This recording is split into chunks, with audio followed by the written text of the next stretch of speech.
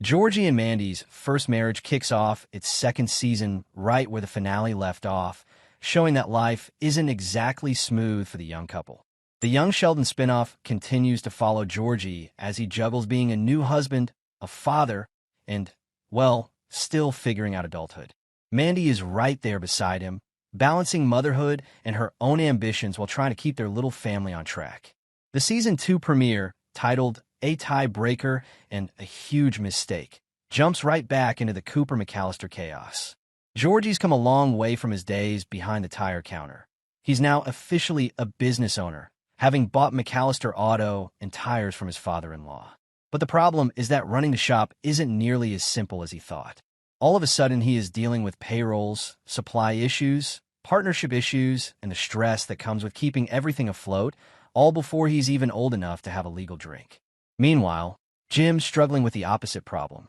After handing over the business, he's got way too much time on his hands.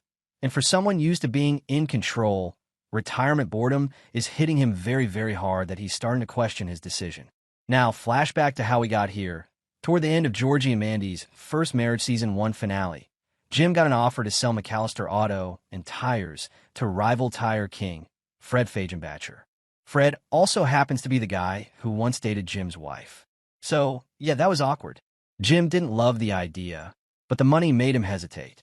But before he could even sign anything, Georgie and Reuben stepped up and bought the business themselves. It was surprising since Georgie and Reuben barely got along, but they both saw an opportunity they couldn't walk away from, even if that meant partnering up with someone they're barely compatible with. Cut to the start of Season 2, and it's exactly as you'd expect. Georgie and Reuben's partnership is already hanging by a thread. They can't agree on a single thing. Georgie is all about chasing expansion, calling suppliers, dreaming up big plans for McAllister Auto, and trying to turn it into a full-blown brand. While Reuben is all about caution, slow and steady. He doesn't want to mess with what is already working. Georgie is thinking progressively and all about modernization, while Reuben is just an old-school individual that is scared of taking risk. At a point, Georgie starts pitching his Dr. Tire idea, picturing himself in TV ads.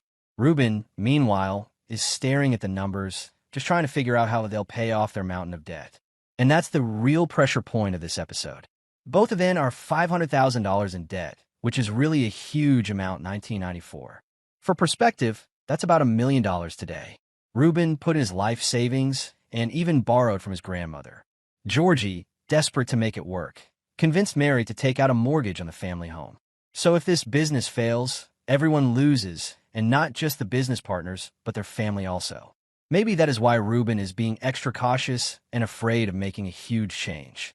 That kind of pressure affects every choice they make. So when Georgie comes up with the idea of buying a computer to automate the shop, it's not just a small business decision. It's a turning point. Georgie sees it as a way to save money long-term, keep the shop modern, and avoid hiring another person. While Reuben thinks it's unnecessary, risky, and flat-out stupid for 1994.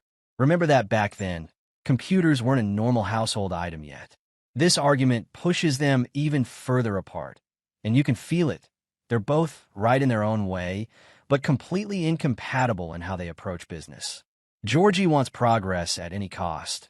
Reuben wants stability at all costs. And in between them is a mountain of debt waiting to crush whoever slips first. Away from all the auto shop tension, Jim is finally living what he calls the good life, retirement.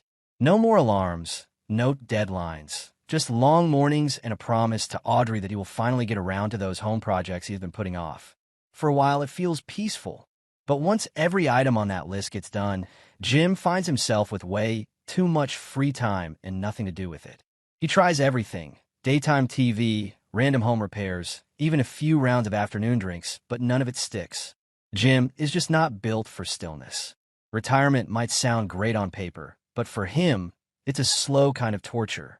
The irony hits when he remembers why he retired in the first place.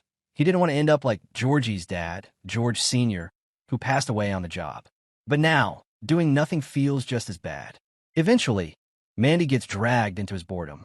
Jim ropes her into helping him work on his old Mustang, mostly just to have someone to talk to. But it turns out to be useful. During their time together, he learns about the growing problems between Georgie and Reuben at the shop. That's all the push he needs to step back into familiar territory. So Jim heads to McAllister Autos to mediate between the new business partners, and it actually worked for a moment. He manages to calm things down, gives some classic dad advice, and leaves feeling like the wise old mentor. He walks out of the shop convinced he's saved the day, finally feeling useful again after days of boredom. But within minutes of his exit, Georgie and Reuben are right back at each other's throats. Their compromise immediately falls apart as they start arguing about how to compromise on their compromise. After yet another long night at the shop, Mandy suggests something that actually fits the show's tone perfectly, flipping a coin to settle their disputes. Reuben refuses, calling it an undignified way to solve a business dispute, but somehow they land on an even wilder idea, a foot race. The two end up racing across Medford like teenagers, leaving the shop completely unattended, while Jim, of all people, gets stranded when his Mustang breaks down in the heat. Both Georgie and Jim are trying to figure out if the choices they've made were really the right ones, and that uncertainty adds a nice bit of weight to all the humor. One of the best changes this season is giving Reuben more screen time. He is now a co-owner, and the last major character Georgie hasn't fully clicked with yet. Their odd partnership feels like something that could easily carry the whole season. We've already seen how well the show handles these relationships, like with Audrey, who went from being Georgie's biggest obstacle to one of his strongest supporters last season. They seem to need more hands at the shop, and maybe Connor steps in to fill that role. Though let's be honest, you can already imagine him saying, "Not it," the second the idea comes up. Speaking of Connor, he's quietly become one of the funniest parts of the show. His dry humor and unexpected musical talent have made him a standout character. He doesn't get much focus this episode, but with both him and Jim hanging around the house full-time, there's definitely potential for some great comedic moments ahead.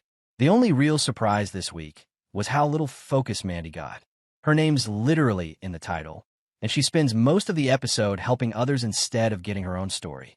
But that should change soon, especially with the next episode, which is set to focus more on how her new promotion is affecting her life.